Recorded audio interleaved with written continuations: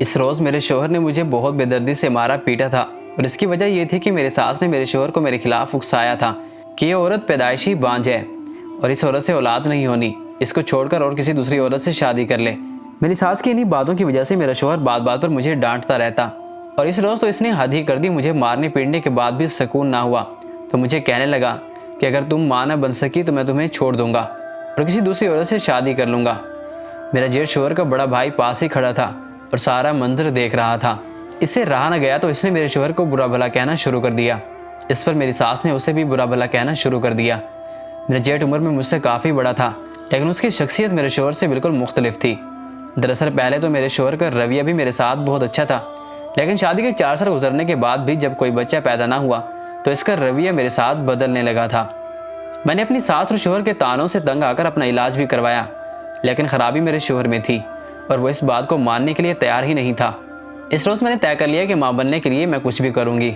अगले दिन ही मैं घर पर किसी को ना पाकर अपने जेठ के कमरे में चली गई, जो कि अपनी बीवी की वफ़ात के बाद अपनी चंद माँ की बेटी के साथ अकेला रहता था। मेरा जेठ मेरी तरफ देखकर बोला, क्या बात है? मैंने इसके सामने जाकर अपनी चादर उतार दी और इसके पैरों में रखते हुए बोली, जेठ जी मुझे बच्चा चाहिए, कुछ भी करके मुझे बच्चा दिलवा दो वरना मेरा घर बर्बाद हो जाएगा।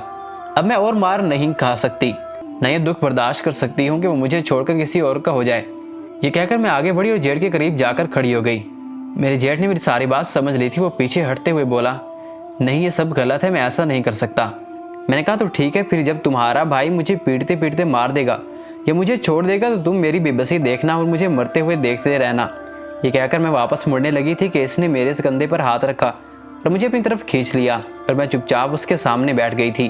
और इस वक्त अपना घर बचाने के लिए मैं और करती थी तो क्या। खैर कुछ ही दिनों बाद मैंने अपने शौहर को खुशखबरी दी कि अब मैं माँ बनने वाली हूँ और इस खबर पर वो ऐसे खुश हुआ जैसे कोई कातिल की सजाए मौत माफ़ होने पर वो खुश होता है। और मैं अपने शौहर की खुशी देखकर खुश थी। अब उसने फिर से मेरे नखरे उठाने शुरू कर दिए थे। मुझे किसी काम को हाथ न लगाने देता कि कहीं कोई मसला न बन जाए और हर वक्त मेरी खातिरदारी में मसरूफ़ रहता। मेरी सास जो मेरी सबसे बड़ी दुश्मन बन बैठी थी वो भी अब मुझसे खुश थी। फिर हमारे घर एक चांद सा बेटा पैदा हुआ और मेरे शौहर ने पूरे गांव में मिठाइयाँ बांटी, लेकिन इसे क्या मालूम था कि वो इसका बेटा नहीं था। मैं चुप रही और मैंने सारी ज़िंदगी चुप ही रहना था। मेरा बेटा अपने बाप का बहुत ही लाडला था।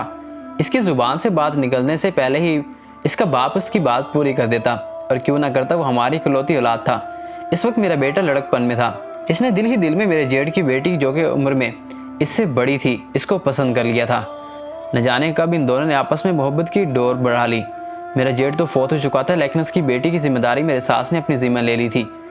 जब मुझे इस बात का इल्म हुआ तो इस वक्त तक बहुत देर हो चुकी थी। मैंने अपने बेटे को समझाने की बहुत कोशिश की, लेकिन इसने मेरी बात मानने से साफ इनकार कर दिया था। और वो कहता भी ठीक ही था कि अगर इसकी शादी इसके ताया की बेटी से हो जाए तो हर्जी क्या है, लेकिन वो नहीं जानता था कि वो भी अपने ताया का ही बेटा था और इस हिसाब से वो दोनों बहन भाई थे। मैंने अपने शौहर से बात करने की कोशिश की कि बेटे के लिए कोई और रिश्ता ढूंढ लेते हैं।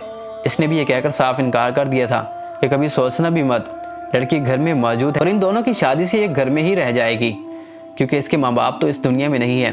इसलिए सबसे मुनासिब यही है कि हम अपने बेटे की शादी इसके साथ कर दें।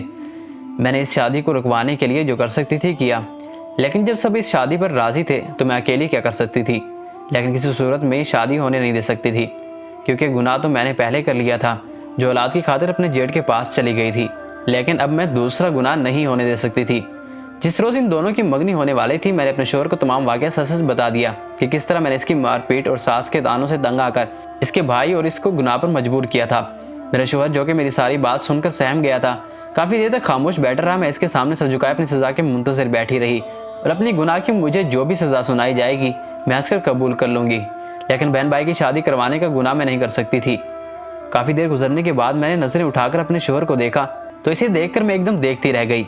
दरअसल मैं ये सोच रही थी कि अब मुझे क्या सज़ा मिलती है। हो सकता है कि मेरी ज़िंदगी का आखिरी दिन हो और मैं जानती थी कि कोई भी मर्द ये बात बर्दाश्त नहीं कर सकता, लेकिन मेरा शौहर अपनी आंखों में आंसू भरे मेरे सामने अपने दोनों हाथ जोड़े बैठा था। वो मेरी आंखों में देखते हुए बोला, सकीना मैं तुम्हारा बहुत बड़ा गुनहगार हूँ, मुझे समझ नहीं आ रही कि मैं तुमसे किस तरह माफ़ी मांगूँ। अगर मैं इस वक्त तुम्हें मजबूर ना करता तो तुम ये गुनाह कभी ना करती, लेकिन मुझे खुशी इस बात की है कि तुमने इस बात को छुपाने की बजाय खुलकर मुझे बता दी और हम दोनों एक बहुत ही बड़े गुनाह से बच गए हैं। हो सके तो मुझे माफ़ कर दो, क्योंकि मैंने तुम्हें बहुत दुख दिया है। अपने शौहर की ये बातें सुनकर मैं फूट फूट कर रोने लगी थी। और मैंने रो रो कर अपने शोहर से अपने गुनाह की माफ़ी मांगी। फिर हम दोनों ने मिलकर अपने बेटे और भतीजे के लिए रिश्ता तलाश करना शुरू कर दिया। मेरी सास इस बात पर सख्त नाराज़ है, लेकिन ये बात मैं और मेरा शोहर ही जानते हैं कि अपने बेटे और भतीजे का रिश्ता हम क्यों नहीं कर सकते। मजबूरी में किए गए अपने गुनाह में रात दिन अल्लाह ताला से माफ़ी मांगती हूँ। शायद मेरा रब मुझे माफ़ कर दे। बेशक अल्लाह माफ़ कर देने वाला है, लेकिन इंसान को कोई ऐसा काम नहीं करना चाहिए जिससे अल्लाह हमसे नाराज़ हो जाए। औलाद देना भी अल्लाह का काम है, अगर वो चाहे तो दे और अगर ना चाहे तो ना दे। इंसान को सब्र करना चाहिए, क्योंकि अल्लाह जो करता है उसी में ही इंसान की भलाई होती है।